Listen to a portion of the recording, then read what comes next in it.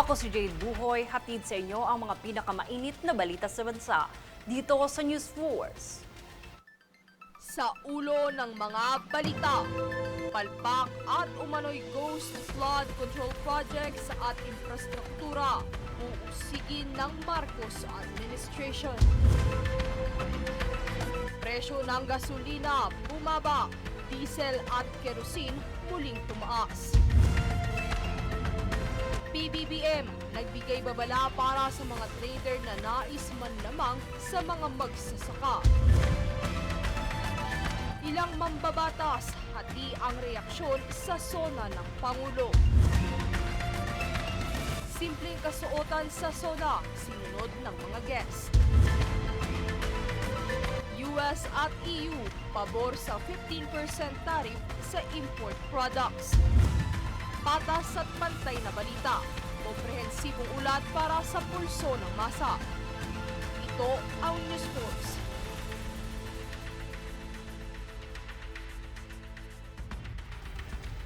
Magkahalong good at bad news po para sa ating mga motorista.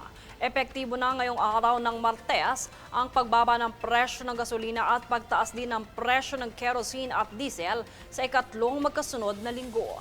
10 centavos kada litro ang magiging rollback sa presyo ng gasolina. Sa kabilang banda, tataas ng 60 centavos sa kada litro ng diesel at 40 centavos hike din sa kada litro ng kerosene. Samantala, hindi naman magkakaroon ng price adjustment sa mga produktong petrolyo sa mga kamakailang apektado ng bagyo at habagat. Dahil nananatili pa rin ang price freeze sa ilang mga lugar na nagdeklara ng state of calamity.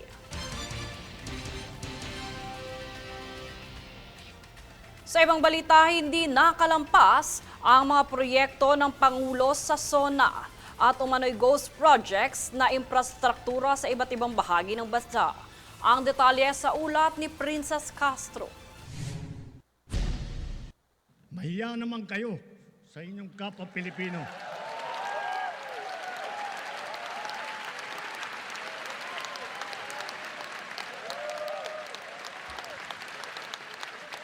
Mahiya naman kayo sa mga kabahayan nating naanod o nalubog sa mga pagbaha. Mahiya naman kayo, lalo sa mga anak natin na magmamana sa mga utang na ginawa ninyo na binulsan nyo lang ang pera. Isa ito sa mga strong statement ni Pangulong Ferdinand Marcos Jr. sa kanyang ika-4 na State of the Nation Address o SONA nitong Lunes.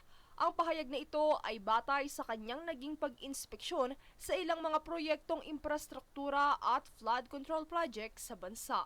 Kamakailan lamang, nag-inspeksyon ako sa naging epekto ng habagat ng bagyong Krising, Dante at Emong. Kitang-kita ko na maraming proyekto para sa flood control ay palpak at gumuho. At yung iba, guni-guni lang. Marami anya ang mga palpak at guni-guni lamang ng mga proyekto. Kaya naman sa mga nakikipagsabuatan at sangkot sa katiwaliang ito, tiniyak ng Pangulo na makakasuhan lahat ng kasabwat at sangkot pati na rin ang mga kontratista na mapapatunayang guilty sa mga proyektong ito. Pagsisiwalat ng Pangulo, hindi makakaila na nagkakaraket ang mga politiko sa mga proyektong ito dahil sa kabila ng bilyong-bilyong pisong inilaan na pondo para sa flood control projects sa buong bansa, tila hindi pa rin nagagampanan ng mga proyekto ang layunin nito sa bayan. Sa panig ni Senator Alan Peter Cayetano, ang susi sa suliraning ito ay ang may managot, partikular ang naging kontrobersyal na proyektong tulay sa Kabagan, Santa Maria sa Isabela. Samantala, isa naman sa pinakapinalakpakan ng mga mambabatas ay ang utos ng Pangulo na i-publicize ang listahan ng mga proyektong ito upang makita ng mamamayan kung saan napupunta ang kanilang tax. Bukod sa transparency, nais rin ng Pangulo na makatuwang ang publiko sa imbestigasyong isasagawa. Kabilang narito ang alleged ghost projects, mga substandard finish at mga pumalpak na proyekto. Bunsod nito, inatasan niya ang Department of Public Works and Highways na isumite lahat ng mga proyektong sinimulan at natapos mula nang mag-umpisa ang kanyang termino. Princess Castro nag-uulat para sa Golden Nation Network.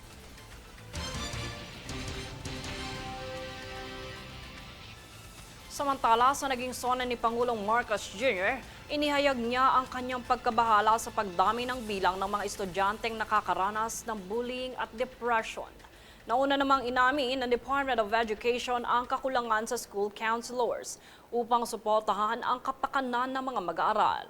Kung kaya't pinag-uutos ng Pangulo sa kanyang sona ang karagdagang mental health counselors sa mga pampublikong paaralan na magsisilbing support system at unang re-responde sa mga estudyanteng nangangailangan ng tulong.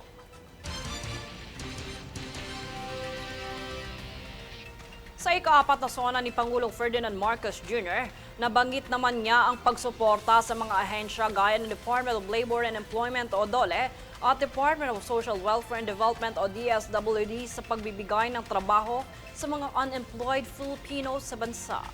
May nakakalaang programa naman ang DOLE gaya ng Government Internship Program o GIP para sa mga kabataang Pilipino na nais magkaroon ng practical work experience sa ahensya ng gobyerno at job fairs sa mga 4Ps beneficiaries ng DSWD. Ayon pa sa Pangulo, tutulungan ng gobyerno ang mga Pilipinong nais magtayo ng negosyo sa pamamagitan ng pagsasagawa ng libreng business training at pagbibigay ng puhunan na may mababang interes at walang collateral.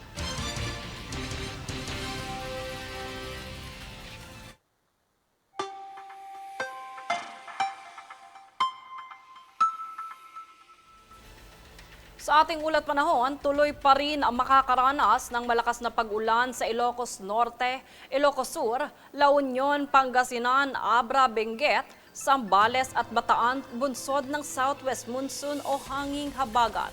Samantala, makakaranas naman ng maulap na panahon, kalat-kalat na pag-ulan at thunderstorm sa Metro Manila, Calabarzon, Cordillera Administrative Region, Cagayan Valley at natitirang bahagi ng Central Luzon bunsod pa rin yan ng hanging habagat. Susunod sa News Force.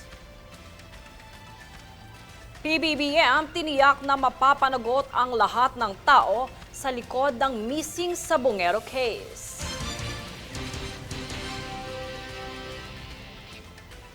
PNP Chief idadagdag ang mental health support sa 911 hotline.